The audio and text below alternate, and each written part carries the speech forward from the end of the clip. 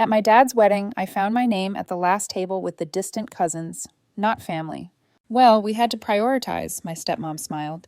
My stepbrother sat next to my dad at the front. So I said, "Thanks for making it so easy," and walked out. Only weeks later, they would beg me to come back, because I've known for a long time that my dad isn't proud of me. It's not something he ever said outright. He's too polite for that. But it's there in the way he talks about me, or more often, the way he doesn't. When people ask about my stepbrother Ethan, my dad lights up, talks about how hard he's worked, how well he's doing in business. There's always some new milestone, some new investment, something to be impressed by. When people ask about me, there's hesitation, a polite nod, a vague, "She's doing her thing." He doesn't say much else, because in his eyes, there isn't much else worth saying. I didn't turn out the way he wanted. I didn't chase money or power. I chose a job that he thinks is beneath me. I live a life that, to him, seems small. And because of that, I've been an afterthought for years. The wedding was just confirmation of what I already knew. I wasn't expecting a big role. I wasn't expecting to be the center of attention. But I also wasn't expecting to be tucked away at the back like I barely mattered. I stood at the seating chart, scanning the names. Dad and Linda at the front. Obviously, Ethan, his wife, his business partner, and his closest friends at the head table, all placed next to my dad like they were the core of the family.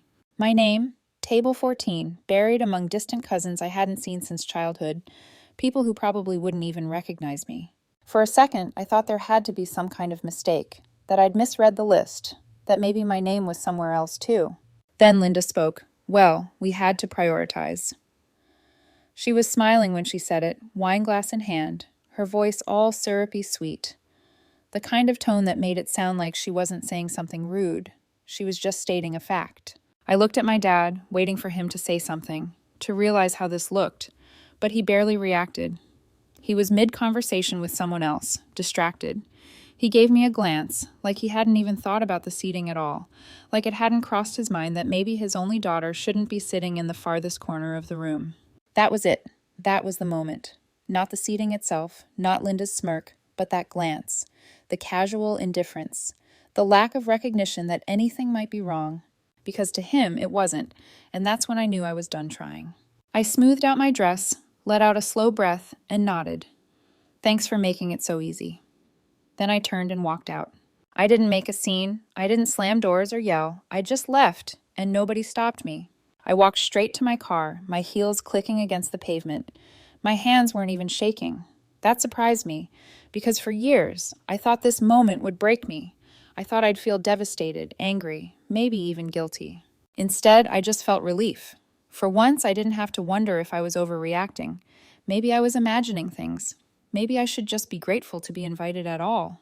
It was real. They had shown me exactly where I stood, and for the first time, I believed them. I sat in my car for a few minutes, staring out at the parking lot, half expecting my phone to buzz. Maybe my dad realizing I was gone. Maybe my aunt asking what happened. But it was silent. They were inside drinking and celebrating. No one had even noticed. And that's when I laughed. Not because it was funny, but because it was so predictable. I turned on my engine and drove away, and with every mile that passed, I felt lighter. Like I'd been carrying something heavy for years, and I had finally put it down. The thing is, I'd been preparing for this moment for a long time. Not consciously, but in the back of my mind, I always knew it was coming. My dad and I had been drifting apart for years, even before Linda, even before Ethan became the son he actually wanted. It started with my career choice. I was a smart kid, good grades, ambitious. My dad always assumed I'd go into business, law, finance, something that mattered, something that made real money. When I told him I wanted to be a nurse, he didn't yell, he didn't argue, he just sighed, like I had just told him I was throwing my life away. "You're going to work long hours for bad pay," he said. "You'll be exhausted all the time. You're setting yourself up for struggle." I told him I didn't care, that I wanted to help people. His response, "You could help people as a doctor or a surgeon. Why would you choose the lowest option?" That's how he saw it, like I had chosen something lesser. He never supported me after that. He never asked about my classes, my training, my first job in the hospital. But when Ethan started a business, Dad invested in him. He talked about him to everyone. Ethan was building something. I was just working. It was always like that. When Ethan needed help, Dad gave it to him. When I needed help, I got a lecture about figuring things out myself. So I did. I worked through school. I took extra shifts. I covered my own rent. And still, whenever my job came up, Dad had something to say. Long shift? Well, you picked it. Still renting? You should have made better choices. Hope you like working nights forever. The worst part? I still showed up for him. When his blood pressure got bad, I was the one who checked it. When he was recovering from surgery, I was the one making sure he took his meds. When he needed a doctor, I was the one arranging appointments. And every single time, he brushed it off.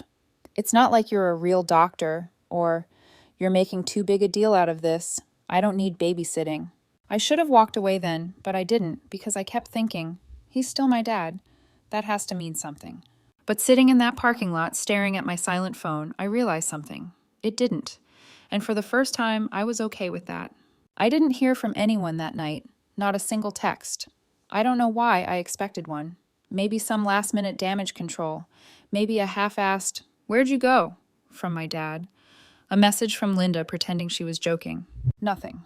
I went home, kicked off my heels, and ordered takeout. Scrolled through my phone like it was just a normal night. And I felt fine. Not angry, not sad, just done. But the next morning, the first message came. Aunt Jan. "Hey, are you okay?" That was how I knew people had started to notice. I ignored it. Then another. "Cousin Liam. Did something happen? I saw you leave early." Ignored. Then finally, my dad. "We need to talk." No apology. No, "I'm sorry if you felt left out." Just, "We need to talk." I left it on red. I spent the next few days waiting for the guilt to hit me. It never did. Instead, I felt lighter. I went to work, took extra shifts, had coffee with friends. I did normal things, and for the first time in years, I wasn't replaying old conversations in my head. No. Maybe I should have said this instead. No. Maybe I'm being too sensitive. Just silence. It was nice. Then a week later, I got a call from my aunt. "You need to talk to your dad." I didn't say anything, just waited. She sighed. "He's in the hospital." I almost laughed. Not because it was funny, but because, of course, he's fine. She added quickly, "But he needs help." There was not. "He wants to see you." Not. "He feels terrible about what happened." Just, "He needs help." I should have seen it coming. Turns out my dad had ignored his symptoms for too long. High blood pressure, stress, some kind of complication with his meds. Before, I would have been the one catching it early. I would have checked in, reminded him to go to the doctor, made sure he was taking care of himself. Now he was stuck in the hospital and I wasn't answering his calls. And suddenly, it mattered. The next few days were a family-wide crisis. Linda called. I ignored her. Ethan called. Ignored him too. Then Aunt Jan tried again. "Look, I get why you're upset." I raised an eyebrow. "Do you?" She hesitated. "You know how he is. He doesn't mean things the way they sound." I let out a breath. "Hey, let's test that." "What?" "Tell me what he meant then." Silence. Because she couldn't. Because he did mean it. Every time, every comment, every time he made me feel small, he meant it. And now he wanted me back. I got another text that night. "Dad, I need to talk to you." Not, "I'm sorry." Not, "I messed up." Just, "I need." I turned off my phone. A week later, he was discharged. The problem? He needed ongoing care. And guess what? That's expensive. Before, he had me. I did it all for free. Checked his blood pressure, monitored his meds, made sure he followed doctor's orders. Now he had to hire someone, and he couldn't afford it. Linda tried one last time. "I think we should put the past behind us." I almost choked on my coffee. "Oh, do you?" "Your dad is struggling. This is a family matter." I let out a short laugh. "Right, family. That's interesting, because a few weeks ago, I was sitting at the cousin table." Silence. "So which is it?" I asked. "Am I family, or am I a distant relative you can ignore until you need something?" "That's not fair. Neither was your seating chart." I hung up. I don't know what happened after that. Maybe they found someone cheaper. Maybe they figured it out on their own. All I know is that they stopped calling, and I haven't heard from them since. They stopped calling for a while. I thought that was the end of it, that they'd figure something out, or that my dad would finally accept that I wasn't coming back just because it was convenient for him. Then Linda showed up at my job. It was a slow afternoon at the clinic. I was finishing up paperwork when I heard a familiar voice at the front desk. "I'm here to see my stepdaughter. It's urgent." I closed my eyes, took a breath. Linda.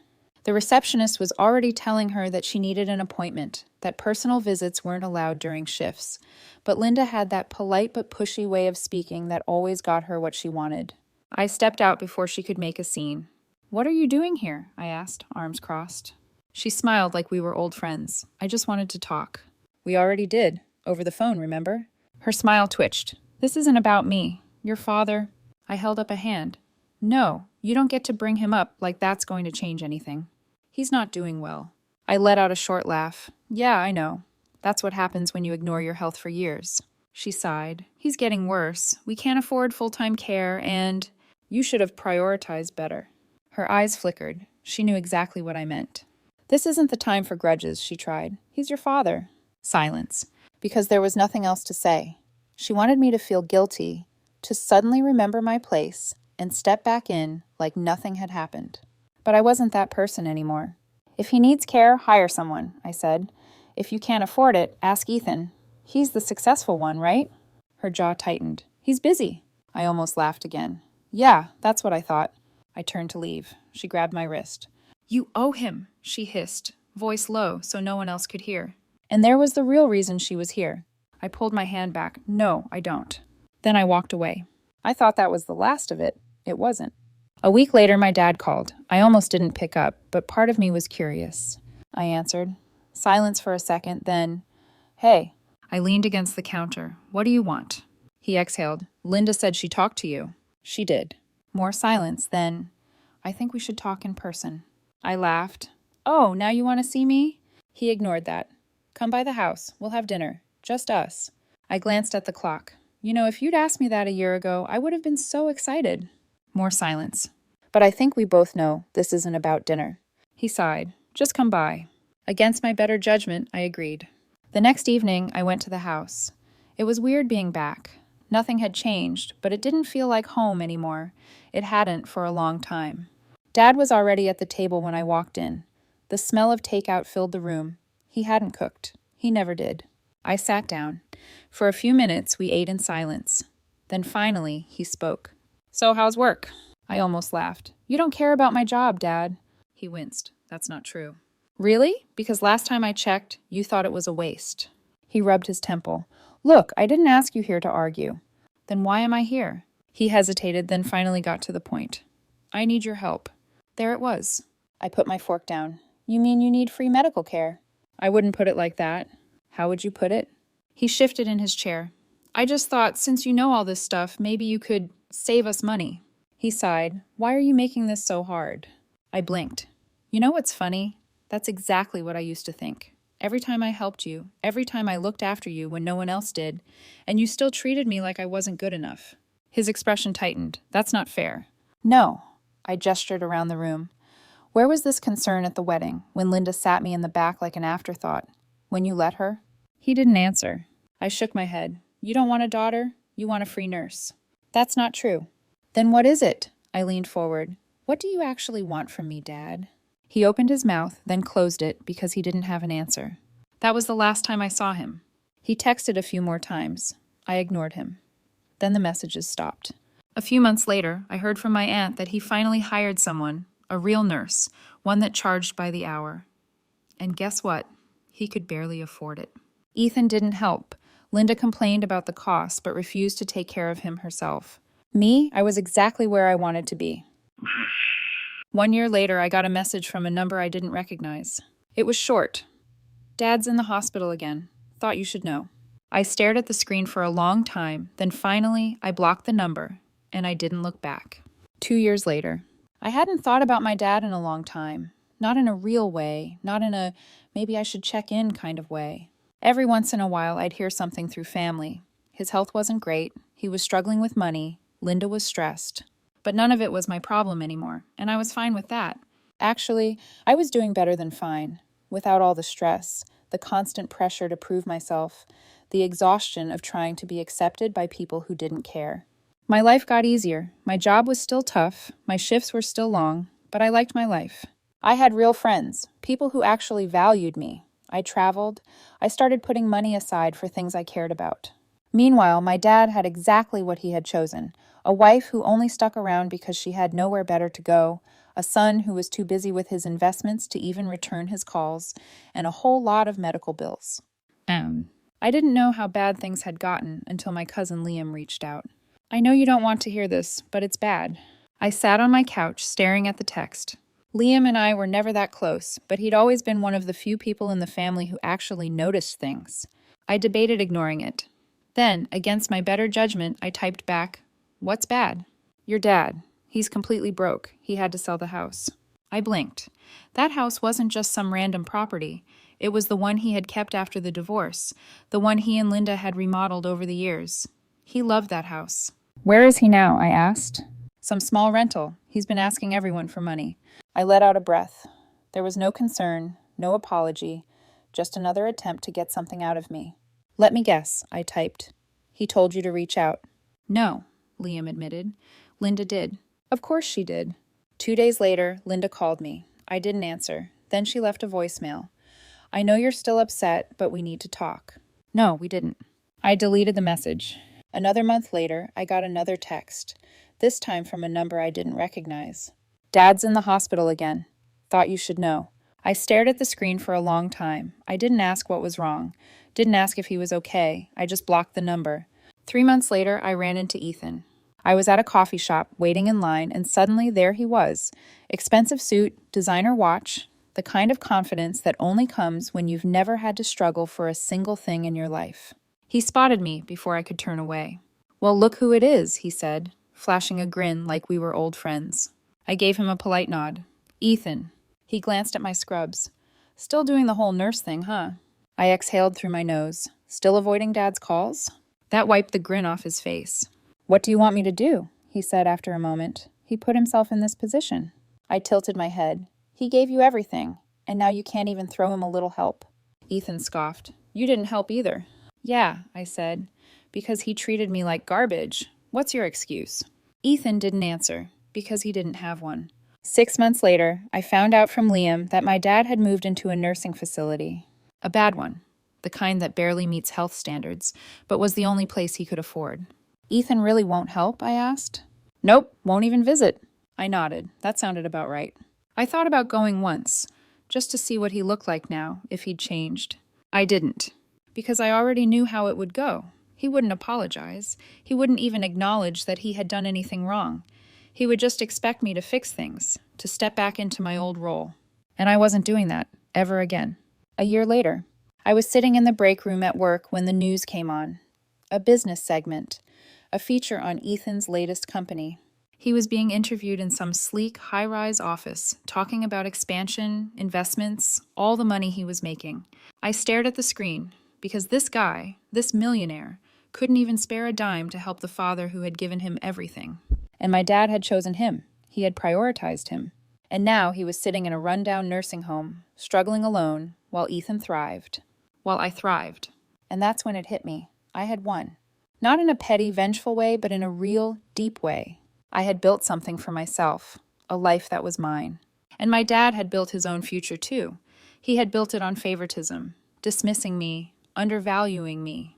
And now he was living the consequences of that. It wasn't revenge, it wasn't karma, it was just exactly what he had created. I got one last text from Liam. "Dad passed away last night, just thought you should know." I stared at the message for a long time. I didn't cry, I didn't feel relief either, I just felt nothing. And that told me everything I needed to know. I typed back, "Thanks for letting me know." Then I put my phone down and got ready for my shift. Because unlike my dad, I still had people to take care of.